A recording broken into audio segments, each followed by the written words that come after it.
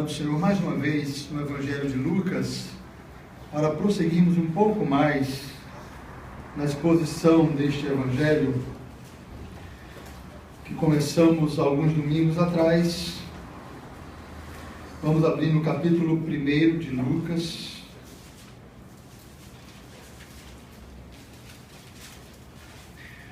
Vamos aproveitar que a nossa igreja está se esforçando para orarmos juntos, quinzenalmente, toda sexta-feira aqui nesse mesmo lugar. E esse texto de hoje nos fala também sobre oração.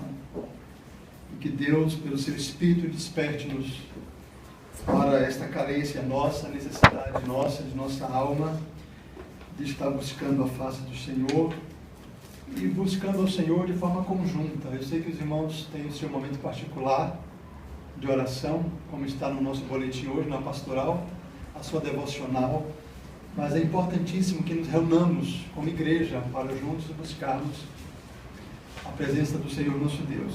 Então vamos volver o nosso olhar para Lucas capítulo 1, a partir do versículo 13. Mesmo assentados, irmãos, com toda a atenção e reverência, diz assim a palavra de Deus. Disse, porém, o anjo: Zacarias, não temas, porque a tua oração foi ouvida. Isabel, tua mulher, te dará à luz um filho, a quem darás o nome de João. Em ti haverá prazer e alegria, e muitos se regozijarão com o seu nascimento. Pois ele será grande diante do Senhor, não beberá vinho, nem bebida forte, e será cheio do Espírito Santo, já do ventre materno, e converterá muitos dos filhos de Israel ao Senhor, seu Deus. Até aí por enquanto, irmãos, do verso 13 ao verso 16. Vamos novamente curvar a nossa fronte e suplicar de Deus a sua bênção sobre a nossa vida nesta hora. Nosso Deus e Pai, graças te damos, ó Deus,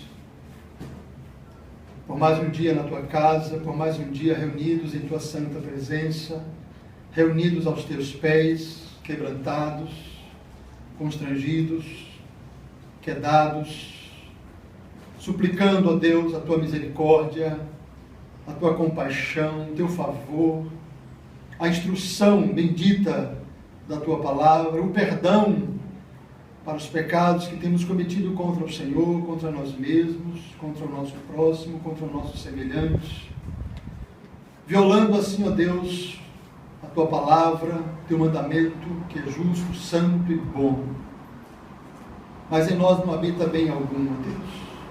Miseráveis homens que somos.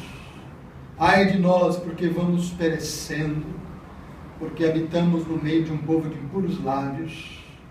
Os nossos olhos, os olhos da fé, têm contemplado o Senhor, o Deus bendito, o Deus santo, o Deus de Israel, o Deus dos nossos antepassados, Criador de todas as coisas, que se assenta no alto e sublime trono, que rege as nações, que estabelece limites.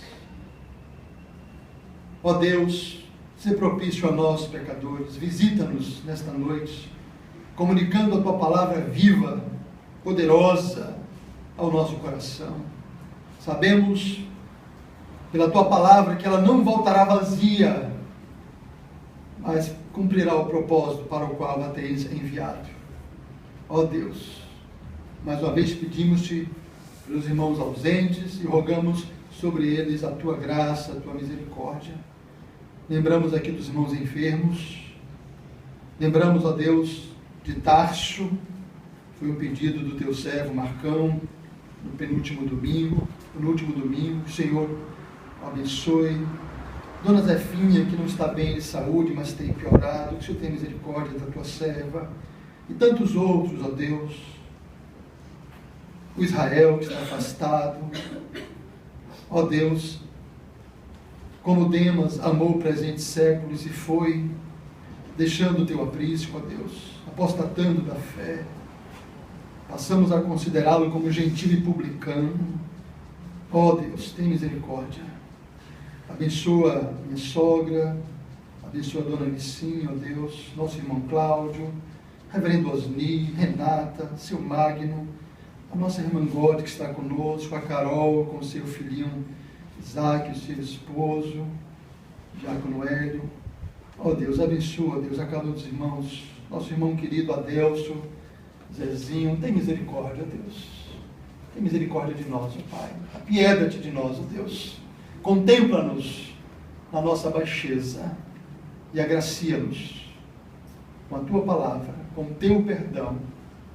Direciona os nossos passos, ó Deus, que jamais resvalemos os pés, seja para a direita ou para a esquerda.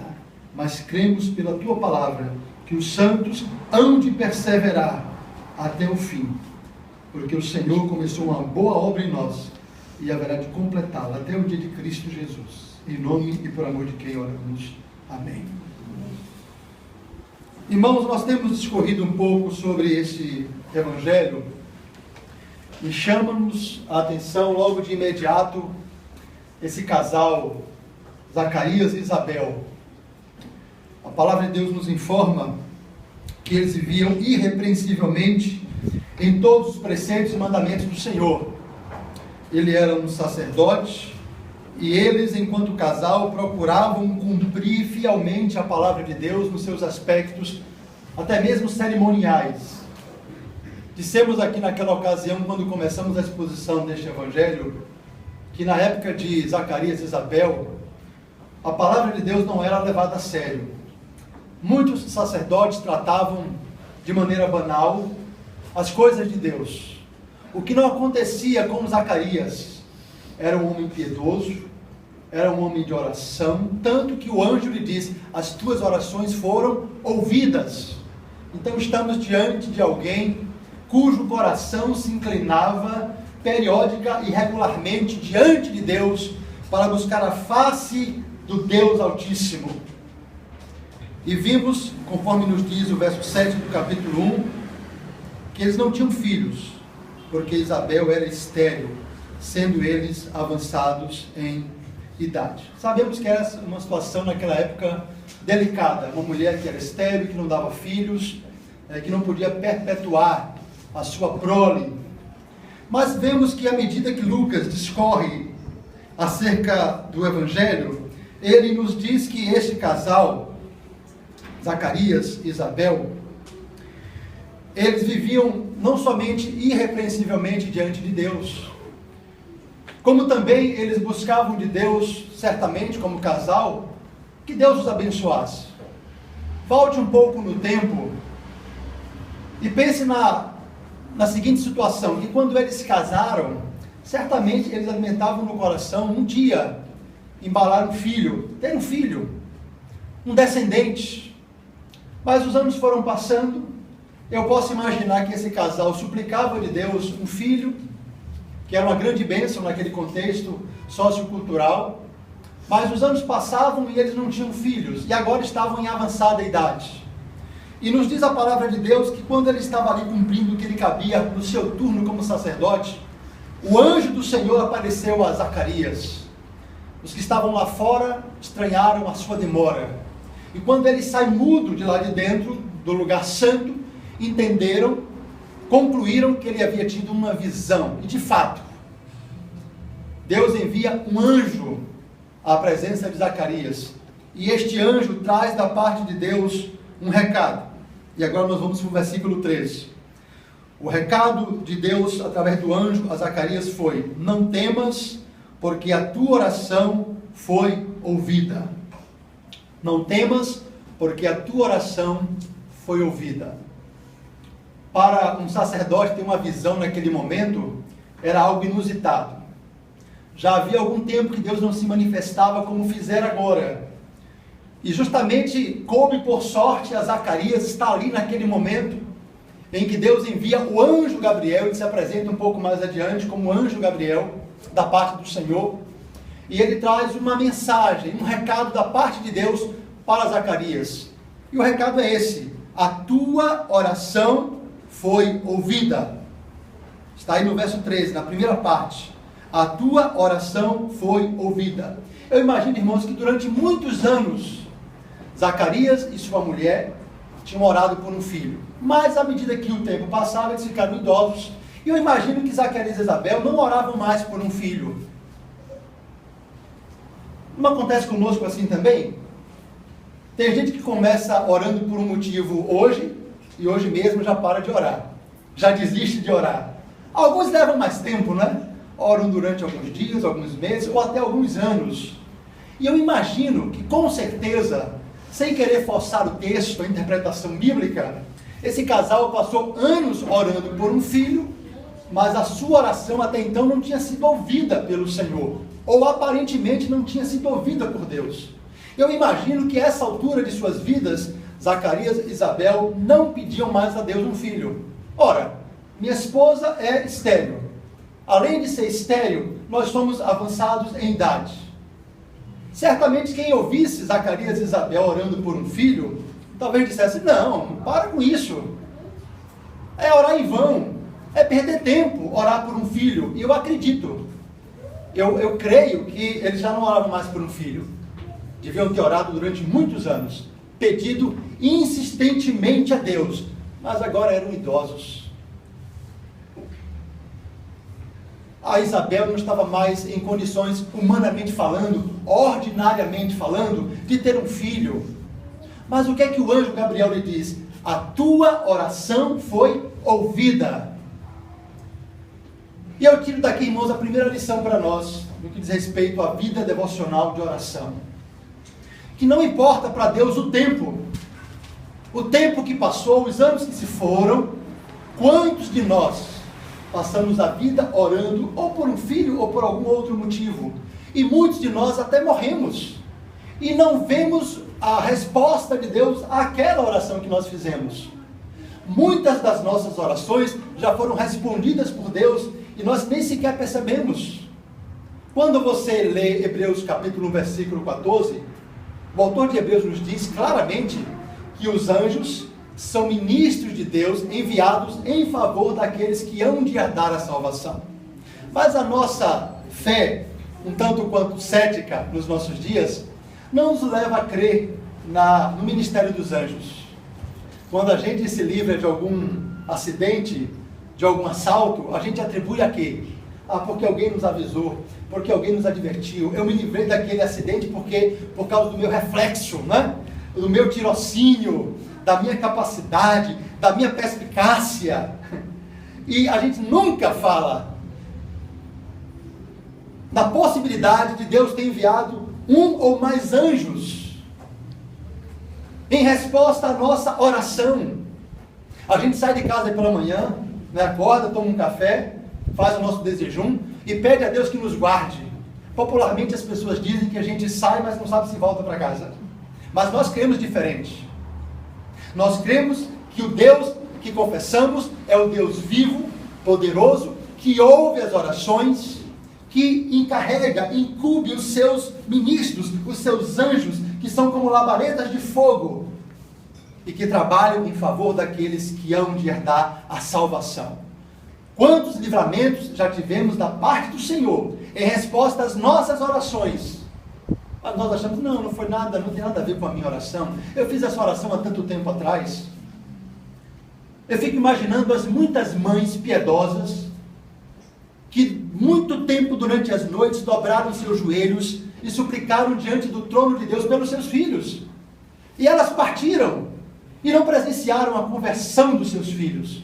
Oraram pelos seus netos, oraram pelos seus bisnetos, tataranetos, e partiram. Deus as promoveu aos páramos celestiais. E em resposta àquela oração, feita há tanto tempo atrás, Deus responde. Então o anjo está dizendo a Zacarias: a tua oração foi ouvida. Mas qual oração, Senhor? Aquela, lembra-se? Talvez houvesse ali 15, 10, 20 anos. E talvez Zacarias e Isabel tivessem parado de orar por um filho, porque já estavam avançados em idade. E havia um outro agravante, ela era estéril. Então o anjo fala, a tua oração foi ouvida e você vai ter um filho. Deus vai dar um filho a você e a sua esposa. Diz o versículo de número 20, que Zacarias, apesar de ser um homem piedoso, um homem de oração, irrepreensível nos caminhos do Senhor, diz o texto, no verso 20, que o anjo lhe diz, todavia ficarás mudo, e não poderás falar até o dia em que estas coisas venham a realizar-se, porquanto não acreditaste nas minhas palavras, as quais a seu tempo se cumprirão. Então, de certo modo, Zacarias, ele foi punido, porque ele havia orado, certamente pediu a Deus um filho. É claro que Malaquias, capítulo 3, verso 1, Deus já falava através do profeta que viria um precursor, alguém que precederia a Jesus. E veja como Deus faz as coisas, não é? A gente às vezes se pergunta assim, a oração muda alguma coisa? E uma resposta equivocada a essa pergunta faz com que a reunião de oração não vá para frente. Se a minha oração não vai mudar nada, por que eu vou orar? Se Deus já soberanamente ordenou, estabeleceu todas as coisas para a sua glória, do que vai adiantar a minha oração? Se é Deus quem converte, adianta eu orar pela conversão dos meus filhos? Eu tenho feito isso durante tantos anos, algum pai ou alguma mãe pode pensar. E aí pararam de orar. Já tem um bom tempo que não oram pelos seus filhos. Cansaram. Coincidência ou não, nós lemos aqui Romanos capítulo 12. E o que é que diz o verso 12? Regozijai-vos na esperança, sede pacientes na tribulação, na oração, perseverantes. Eu gosto desse texto, porque ele me estimula a orar. Ou seja, Paulo, da parte do Senhor, está me dizendo que eu não posso esmorecer, que eu não posso jogar a toalha, como se diz aí fora, que eu tenho que perseverar em oração. Quanto tempo já faz que você ora por aquela pessoa, por aquela situação, por aquela cura? Não importa quanto tempo faça. Zacarias e Isabel oraram a vida inteira por um filho, e Deus vai responder quando eles já eram idosos. A tua oração foi ouvida. Mas quando? Lembra-se! Aquela oração que você fez há tantos anos atrás, você esqueceu? Pois se você esqueceu, Deus não se esqueceu da sua oração. Aquela oração que você fez lá atrás, não importa quanto tempo, Deus ouviu. E Deus responderá. Ainda que você tenha desistido, ainda que você tenha uma atitude como a de Zacarias.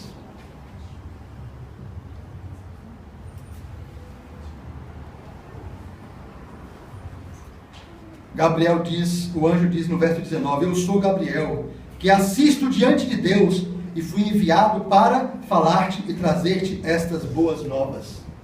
Um anjo que assiste diante do Senhor. E em resposta à oração de Zacarias, é um enviado de Deus para trazer-lhe uma boa ou boas novas.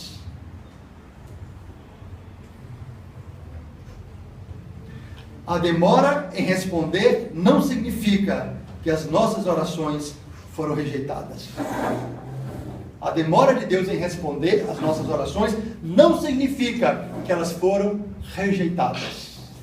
1 João capítulo 5, verso 14, o apóstolo diz assim: e esta é a confiança que temos para com Ele, para com Deus, que se lhe pedimos alguma coisa segundo a sua vontade, Ele nos ouve. Veja como esse texto de 1 João 5,14 se encaixa perfeitamente com a oração de Zacarias. A tua oração foi ouvida. Qual era a tua oração? Por um filho. E o que é que o texto de Malaquias diz? Que João nasceria como um precursor da parte de Deus. Alguém que antecederia o Salvador. Então, a vontade de Deus casa com a oração de Zacarias. E esta é a confiança que temos para com Ele, que se lhe pedimos alguma coisa segundo a sua vontade, Ele nos atende, Ele nos responde. Um puritano do passado já disse, ou mais de um puritano já disse, fazendo a seguinte pergunta sobre oração: o que seria de nós se Deus respondesse todas as nossas orações segundo os nossos pedidos, não é? Ele não responde, Ele responde às nossas orações quando estas se coadunam com a sua vontade. E Ele mesmo nos estimula a orar, a buscar a sua presença, a buscar a sua face. De maneira que esse episódio envolvendo esse casal, irmãos, serve de inspiração, de estímulo para a gente orar. Eu sei que você na sua família, como eu na minha, tem N parentes, vários desigrejados. Eu acho que até empata o número de descrentes com desigrejados. Por incrível que pareça. Mesmo que ele só tenha passado um mês na igreja, eu estou computando inclusive estes, que num certo tempo da fase da vida frequentaram durante um ano, alguns mais até 10, 15, 20 anos, e hoje estão fora da igreja. E a gente pensa o quê? Não tem mais jeito. Para que orar? Perder tempo. Eu vou orar por aquilo outro que tem mais a perspectiva, um potencial maior de acontecer alguma coisa, mas por essa situação não tem mais jeito. Assim certamente chegaram a pensar Zacarias e Isabel. Não tem mais solução, não tem mais jeito para a gente, não tem mais por que orar. Mas o anjo Gabriel vem e diz, a tua oração foi ouvida. Eu penso que Zacarias tomou um susto. Mas que oração? Aquela que você fez pedindo um filho. E Deus atendeu. E tua mulher vai ter um filho. E diz mais, irmãos, que mais glorioso do que ter um filho é ter um filho sobre o qual a graça de Deus esteja presente. Não é verdade? O simples fato de ter um filho já é algo tão extraordinário, no sentido humano, natural, né? É algo tão glorioso. A gente vê vídeos, né, de como Deus forma o ente lá no ventre materno. E Deus engendra cada tecido, cada órgão, e faz com que daqui a pouco, na plenitude do tempo, aquela criança nasça. É algo tão glorioso. O anjo diz assim para Zacarias, você vai se alegrar, você vai se regozijar. Sabe por quê? Porque além de Deus lhe dar um filho, ele será grande diante de Deus. O que é que você mais deseja para os seus filhos? A maior posição que um filho nosso pode galgar neste mundo é ser grande diante de Deus. E o padrão de grandeza da Bíblia, ou de Deus, ou do reino de Deus, diverge do padrão de grandeza dos homens. O que é ser grande para o mundo? De repente, se meu filho for um filósofo, descobrir a cura para uma doença incurável até então, né? Ganhar o prêmio Nobel não sei do que, ele pode até ganhar, e vai ser um instrumento de Deus. Irmãos, a Reforma Protestante, que vai completar 500 anos, dia 31 de outubro próximo, nós não temos ideia do que foi a Reforma Protestante. As principais universidades do mundo, Harvard, Princeton, Yale, foram fundadas por protestantes. As principais, as mais nobres, as mais célebres faculdades foram fundadas pelos protestantes.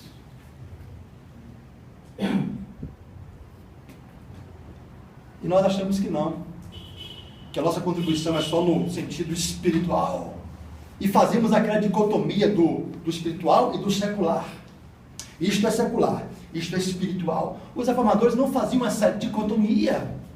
Para eles, tudo era espiritual. Mesmo que você ouça uma música, entre aspas, secular, isso é espiritual. Você faz isso para a glória de Deus. Mesmo que você vá passear com a sua família num sábado à tarde, fazendo um piquenique, isso aos olhos dos reformadores é espiritual. Não existe nada secular na vida do crente. Tudo quanto empreendemos visando um só objetivo, um único objetivo, a glória de Deus. Então, por isso, irmãos, que Paulo diz aos romanos, na oração, sejam perseverantes. Se eu me regozijar na esperança, eu serei paciente na tribulação. Claro, eu embalo uma esperança, eu nutro uma expectativa. A minha esperança em Cristo não se limita a esta vida aqui, por isso eu serei paciente na tribulação. Eu aguardarei com paciência no Senhor. Mas eu devo perseverar na oração. Eu eu posso dizer que a reunião de oração é o segundo termômetro da nossa espiritualidade. É o que mede a nossa temperatura espiritual, não é um termômetrozinho. É a oração, pública ou particular, conjunta ou individual. É o tempo que você gasta a sós na presença de Deus. Você já leu o devocional do boletim? É interessante. Você vai pensar dali algumas lições práticas para a sua vida. Como você deve aproveitar as 24 horas do dia que Deus nos dá e começar o dia da melhor forma possível, aos pés do Senhor, buscando a sua presença. O seu dia não será o mesmo, porque você priorizou aquilo que é mais importante na vida do crente, que é estar na presença do Senhor.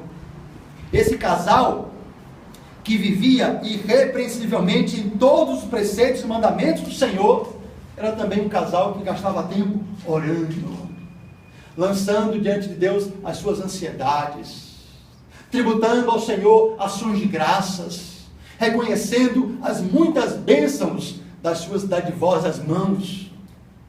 Eu olho aqui para a igreja e vejo pessoas que já são avós, né? Alguns há pouco tempo, como a casa do Vitor César, nossa irmã Nilzete, avó de 2 princesinhas gêmeas. E eu tenho certeza absoluta no meu coração que antes mesmo delas nascerem, deles, né? Incluindo os homens, Isaac, esses irmãos já vinham orando pelos seus filhos, pelos filhos dos seus filhos, pelo futuro cônjuge, né? Pelo futuro marido, a futura esposa. E talvez você não viva para presenciar a resposta da sua oração. De repente você vai estar na eternidade e vai se deparar com uma situação que é a resposta clara à sua oração. Você parte desse mundo para a glória e seus filhos, ou um deles, ou metade deles, ainda não está no Evangelho. E você parte. Parte entregando os seus filhos, inclusive aquele que ainda não está aos pés do Senhor, encomendando a graça de Deus. E quando o Senhor Jesus voltar, você terá uma agradável surpresa em reencontrar. E você vai ver a resposta de Deus à sua oração. Mas tudo conspira para a gente tirar a mão do arado e não orar mais.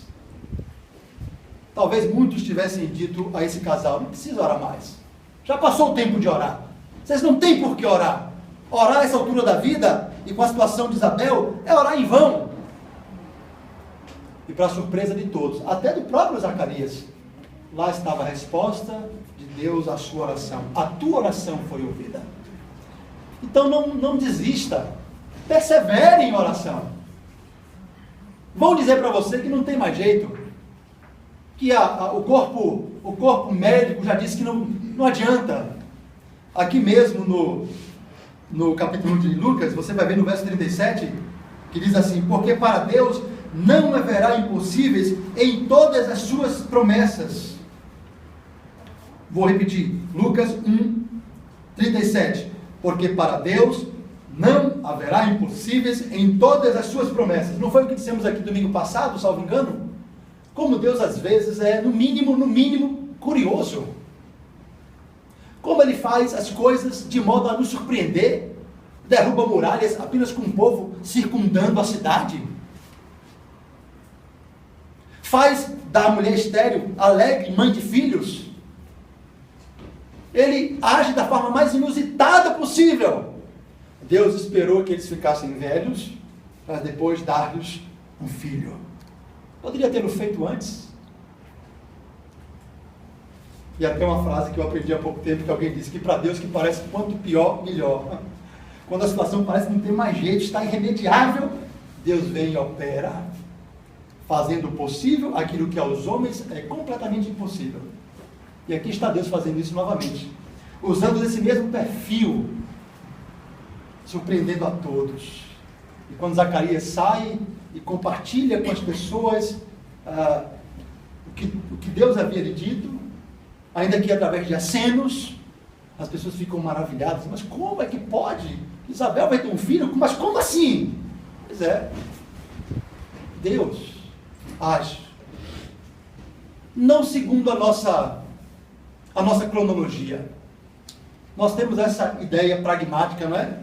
De que depois de tanto tempo orando, já chegou o tempo de Deus agir, e até impomos a Deus não só o tempo, como a maneira como Ele deve fazer. Quão tolos nós somos, irmãos. Quão tolos nós somos. Deus sabe quando e como agir. Talvez eu não veja, talvez eu não presencie, talvez eu não testemunhe, mas eu sei que as minhas orações estão sendo ouvidas diante dEle. Eu já oro pelos filhos dos meus filhos, não é da agora. Talvez não nem os veja. Quem sabe? Mas já oro por eles. E sei que as minhas orações não serão em vão. Assim como a de Zacarias também não foram em vão. Pois o anjo lhe diz, a tua oração foi ouvida. Por isso que eu devo perseverar em oração. Deixar de lado esse negócio de começar hoje e desistir amanhã. Até porque quando presenciamos que o quadro está se agravando, a situação está piorando, aí é que nós desistimos mesmo de orar. Dependendo da evolução, do prognóstico, do que diz lá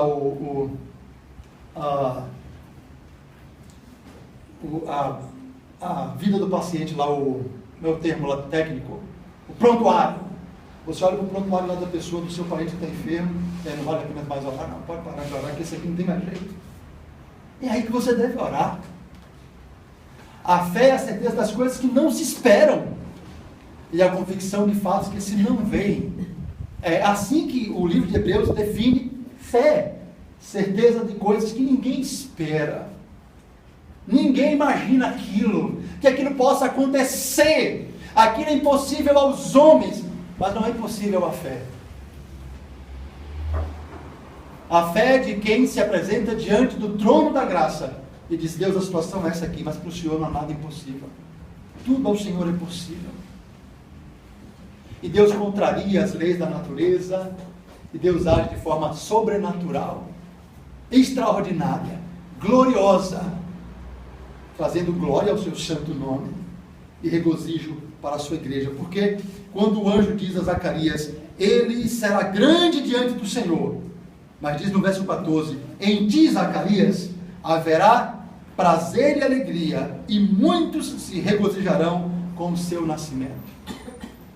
Então houve um banquete, uma alegria sem igual, ímpar, naquela casa, com o nascimento de João Batista, o precursor do nosso Salvador, do nosso Redentor.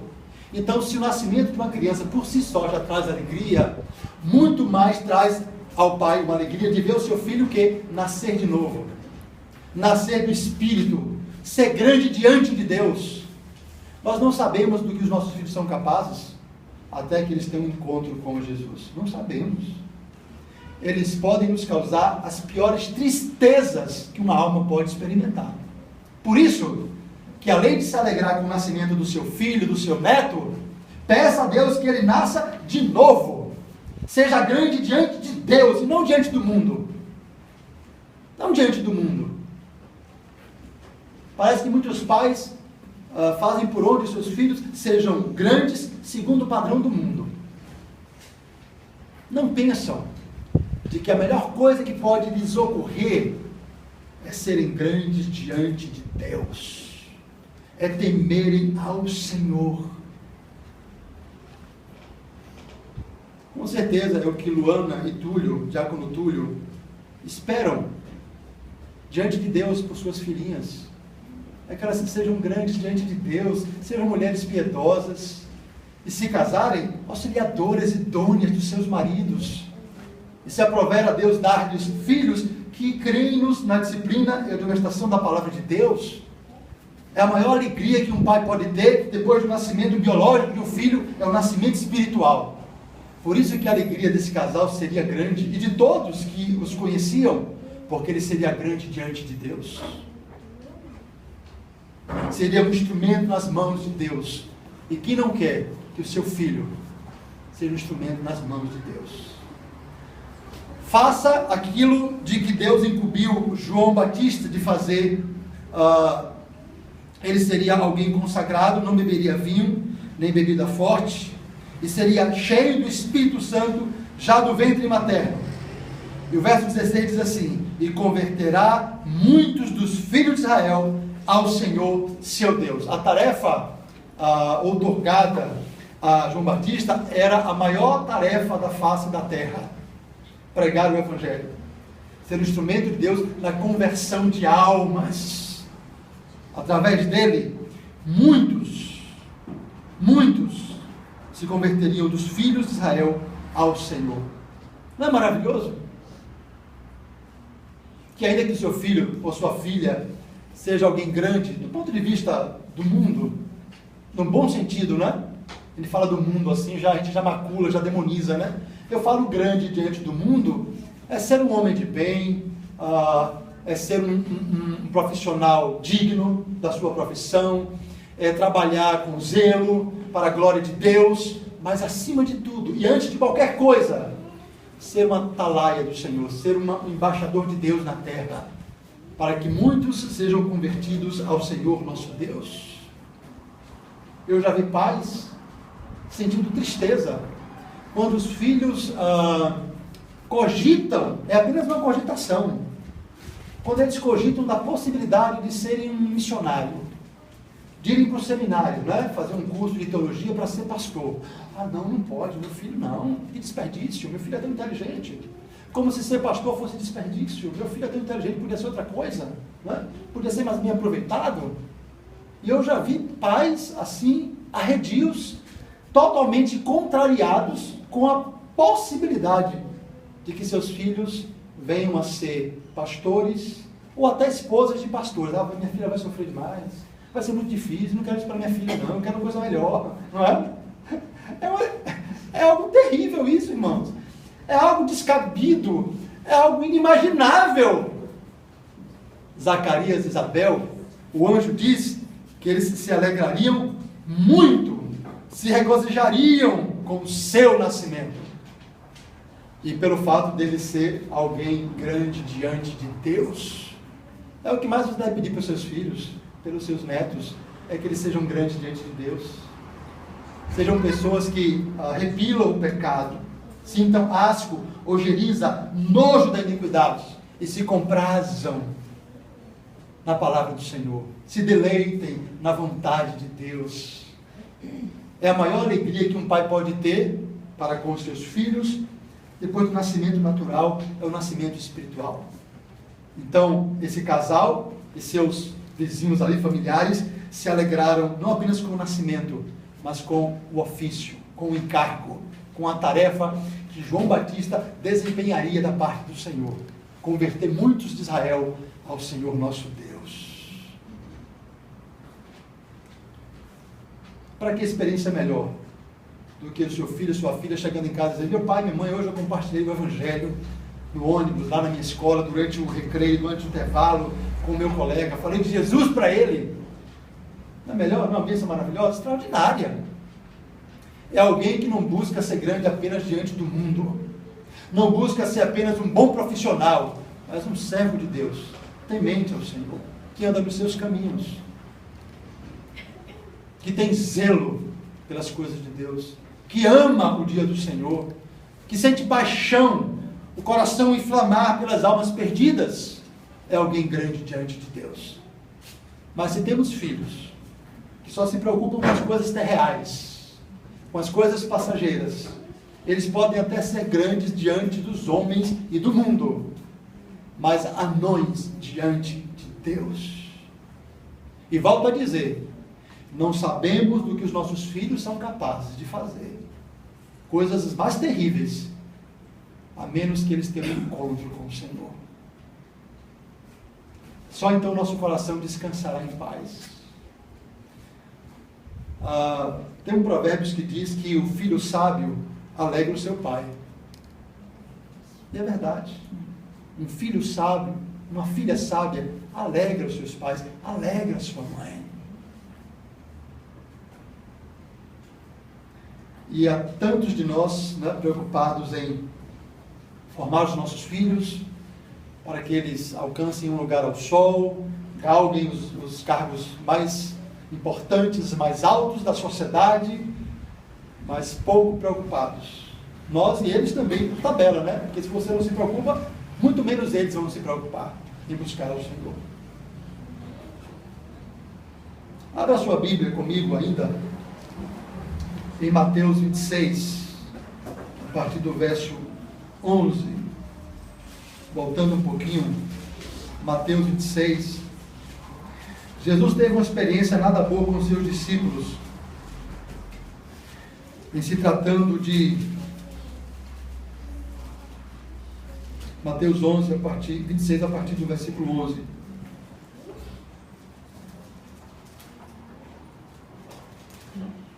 Mateus 26, deixa eu ver se é esse mesmo texto que eu quero. Mateus 26, do verso 11 até o verso 22. Não é essa passagem que eu quero. Talvez não seja essa passagem. Vá comigo para Atos 12. Uma experiência que a igreja primitiva teve na área da oração.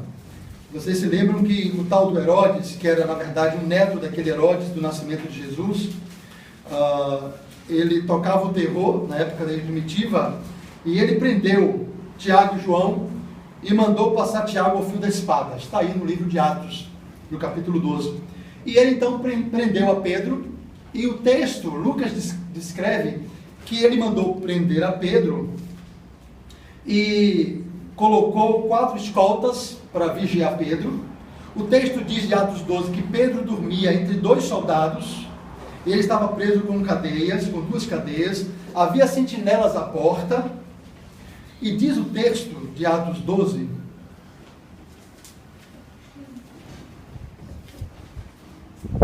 Atos 12, perdão, irmãos, eu estou em outro livro aqui. Isso, Atos 12, a partir do verso 2. Vendo ser isto agradável aos judeus, prosseguiu prendendo também a Pedro. E eram os dias dos pães asmos. Tendo feito prender, lançou no cárcere, entregando a 4 escoltas de 4 soldados cada uma, para o guardarem, tencionando apresentá-lo ao povo depois da Páscoa. Pedro, pois, estava guardado no cárcere, mas havia oração incessante a Deus por parte da igreja a favor de Pedro. Quando Herodes estava para apresentá-lo naquela mesma noite, Pedro dormia. Veja o cenário: Pedro dormia entre 2 soldados, acorrentado com 2 cadeias, e sentinelas à porta guardavam o cárcere. Então, humanamente falando, não tinha solução para Pedro. Ele estava dormindo, preso a 2 cadeias, 2 soldados um do lado do outro, sentinelas à porta, e como se isso não bastasse, havia um portão de ferro. Aí no verso 10, havia um portão de ferro. Então, alguém que olhasse de fora e visse Pedro, diria, Pedro está numa enrascada.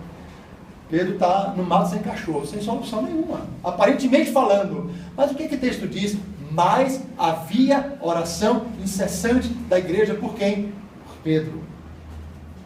Algo que era humanamente falando insolúvel, inimaginável, a soltura de Pedro. Mas veja que o verso 7 diz: eis, porém, que sobreveio um anjo do Senhor, e uma luz iluminou a prisão. E tocando ele o lado de Pedro, o despertou, dizendo: levanta-te, depressa. Então as cadeias caíram-lhe das mãos. Disse-lhe o anjo: cinge-te, calça e sandálias. E ele assim o fez. Disse-lhe mais: põe a capa e segue-me. Então saindo o seguia, não sabendo que era real o que se fazia por meio do anjo. Parecia-lhe antes uma visão. Depois de terem passado a primeira e a segunda sentinela, chegaram ao portão de ferro, que estava para a cidade, o qual se lhes abriu automaticamente. Percebe, irmãos? Quantas vezes nós somos tão céticos, nós somos tão incrédulos, que não atinamos para essa realidade na qual a igreja do Senhor estava e ainda está envolvida. Os anjos do Senhor estão acampados ao nosso redor, cumprindo a ordem santa do Senhor. Eles nos guardam. Eles, da parte do Senhor, provêm livramento para nós. Mas nós não percebemos. Nós não atribuímos absolutamente nada à ação sobrenatural de Deus na nossa vida.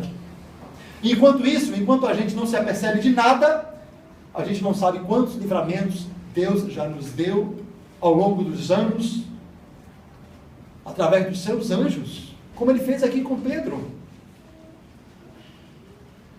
Mas quando nos apercebemos disso? Quase nunca. Nós não atribuímos nada dessas coisas a Deus, nem a um possível anjo que Ele tenha enviado em nosso favor. Não. O nosso evangelho parece um tanto quanto deficitário nessa área. Talvez temendo o fanatismo, nós achamos que tudo é porque realmente tinha que acontecer, porque é assim mesmo, é a vida, ou foi sorte, ou foi azar. Mas Deus trabalha por aqueles que nele esperam, diz o profeta Isaías no capítulo 64 do seu livro. Deus trabalha. Jesus falou, eu trabalho e meu Pai também trabalha, até agora. Talvez de casa para cá você tenha sido livrado e você nem percebeu do risco que você correu e do livramento que Deus lhe deu. Mas Deus trabalha em favor da sua igreja, dos seus amados e dos seus escolhidos. Então, muito melhor do que ter um filho, 2, 3, é ter filhos que sejam grandes diante do Senhor, que andem na presença do Senhor. Então, ore por seus filhos. Vê orar sexta-feira próxima pela sua vida, pela vida dos seus filhos, para que Deus os torne grandes diante dele. É a maior riqueza, é a maior beleza que um filho e uma filha podem ter. É a riqueza espiritual, é a beleza do Senhor em suas vidas. É a posição mais honrada que eles podem galgar, é a posição de filhos de Deus. Tem até uma canção antiga de Ademar de Campos, que diz assim, não existe nada melhor do que ser amigo de Deus, caminhar seguro na luz, desfrutar do seu amor, ter a paz no coração, viver sempre em comunhão e assim perceber a grandeza do poder de Jesus, meu bom pastor. Se seu filho pode fazer isso, ele é grande diante de Deus. Ser amigo de Deus, depender de Deus, crer na sua providência soberana e sobrenatural. Ele se utiliza de anjos que são ministros seus a nosso favor. De repente, uma filha, uma neta sua vai dar à luz, ali na mesa de cirurgia, na hora H, por assim dizer, né? Acontece uma complicação, seja que tipo de cirurgia for, e ali está o cirurgião, a sua equipe toda, o anestesista, tudo pronto do ponto de vista humano, médico, científico, mas acontece uma situação que nenhum deles pode resolver. E de repente, sem sabermos, está ali do lado deles o anjo do Senhor. Você crê nisso? O anjo de Deus. O anjo do Senhor. Enviado de Deus para agir em nosso favor. Pedro estava dormindo entre 2 soldados, mas havia também ali um anjo enviado de Deus. Então não se deixe levar pelas circunstâncias. Pastor, não tem mais jeito não. Para essa pessoa, seja ela quem for. De repente, enquanto você está dizendo isso, há um anjo de Deus do seu lado, ou mais de um, ladeando você.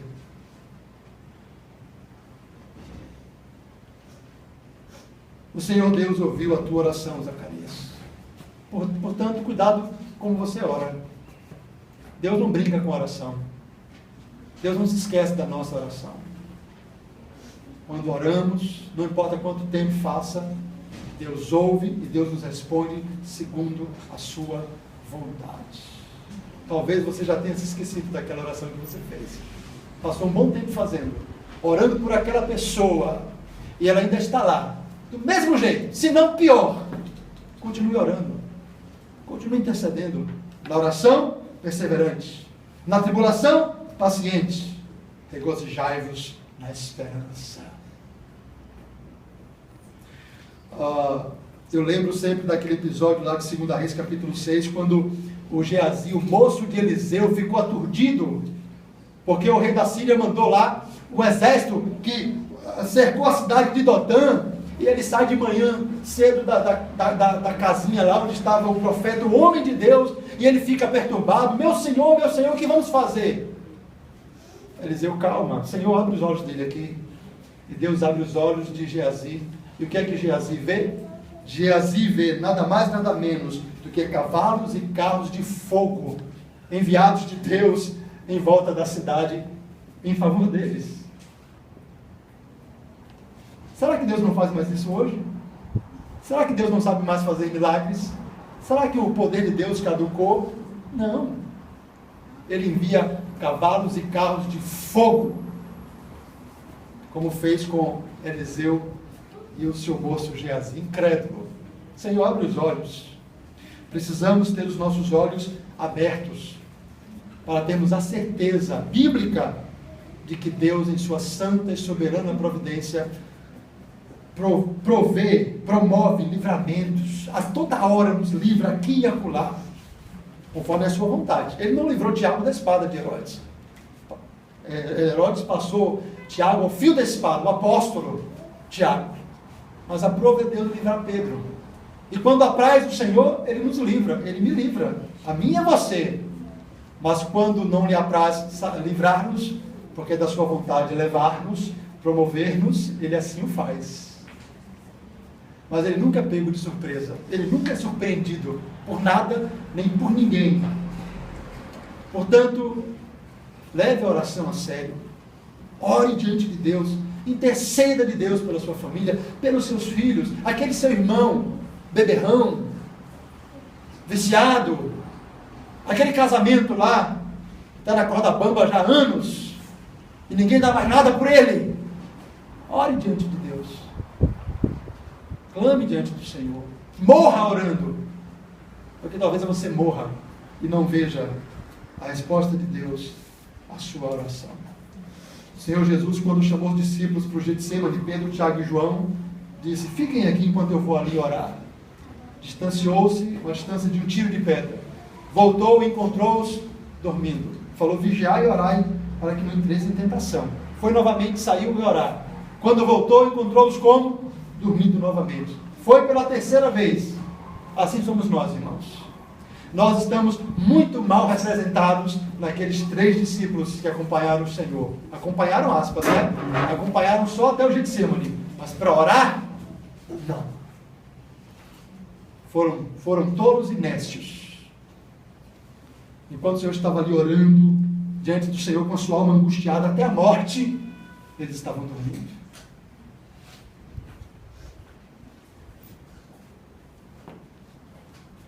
A grandeza deste mundo é passageira e muitas vezes enganosa. Então busque ser grande diante de Deus. Ore por você e por seus filhos nesse sentido. Malaquias diz que João Batista viria no poder e no espírito de Elias. Os kardecistas dizem que João Batista é uma reencarnação de Elias. Mas quando vão perguntar a João Batista: você é Elias? Ele fala: não, eu não sou Elias, não. Eu vim no poder de Elias. Há uma similaridade do ministério de Elias com o ministério de João Batista. Não poderia ser Elias reencarnado, porque Hebreus 9:27 diz que aos homens está ordenado morrer uma só vez. Os kardecistas, os espíritas, quando eles defendem a doutrina da reencarnação, eles negam a doutrina da salvação pela graça. Em vez de ser salvo pela graça, você é salvo à medida que você vai reencarnando e vai sendo aperfeiçoado e se torna um espírito de luz. Então não tem salvação pela graça, não tem justificação pela fé, é uma heresia perniciosíssima. Eu já disse aqui e reitero, que se eu não fosse crente, ia ser espírita. Porque do ponto de vista humano, é bom ser espírita, não tem inferno, você não vai morrer nunca, vai viver para sempre, né? Você é imortal, e você pode ser espírita e ter a sua esposa e outras mulheres, porque ninguém cobra nada de você. Então é uma religião maravilhosa. Para quem quer viver no mundo, no pecado, na sarjeta, na lama, é ótimo. Por isso que o espiritismo copta tantos adeptos. Não há cruz para você carregar, não há vida de santidade. Você vai morrer, daqui a pouco você volta. Ah, que maravilha, né? Não tem inferno, não tem condenação eterna. E nós sabemos como o diabo tem usado esta e outras religiões para enganar as nações. A Bíblia diz em Tessalonicenses que Deus envia a operação do erro para que essas pessoas deem crédito à mentira. E Deus tem se utilizado do cadercismo, do espiritismo. Deus se utiliza da ira dos homens. Ele se cinge da ira dos homens. Ele se utiliza dessas heresias, dessas seitas, para enganar aqueles que não foram eleitos por Ele em Cristo Jesus antes da fundação do mundo. Então, irmãos, venham orar sexta-feira. Eu sei que o horário, alguém até já disse que o horário de 7 é um pouco apertado, mas chega em 7h30, ficamos aqui até 8h30, até 9 horas orando, e é um tempo precioso. Foi tão bom sexta-feira retrasada, aqui orando por toda a igreja, colocando diante de Deus as nossas vidas, as nossas famílias, os nossos filhos, pedindo que eles não sejam grandes diante do mundo, mas grandes diante de Deus. A gente viu ontem, ou antes de ontem, não sei bem, o Zambolt, aquele corredor, aquele velocista, né? Recordista olímpico, ganhou acho que 9 medalhas olímpicas, o homem mais rápido da Terra, salvo engano. E ele, acho que ontem ou antes de ontem, ele foi correr uma 100x4, né? Que é a especialidade dele. Ele quebrou o recorde correndo 100 metros em 9 segundos e 58 centésimos. É uma velocidade incrível. Mas ele foi correr com a sua equipe, e quando ele foi fazer a sua última corrida, ele teve algum problema no tornozelo e ele caiu. E todos o ultrapassaram. Ele ficou lá no chão e levantou-se, mancando. E eu fiquei olhando assim, dizendo, meu Deus, como a glória deste mundo é passageira. Ele que queria terminar sua carreira, né, de forma brilhante, terminou assim. Pois é. É assim que terminam todos que querem ser grandes apenas diante do mundo. É uma glória passageira. É uma glória fugaz, como a de Bolt. É uma lição que podemos abstrair dessa experiência. Procure ser um homem de Deus, um jovem de Deus, viver uma vida de santidade, para a glória do Senhor, porque é a maior grandeza que você pode obter nesse mundo, é viver para a glória do Senhor. Que Deus nos abençoe, irmãos, e que a sua palavra encontre guarida no nosso coração. Vamos cantar o Salmo.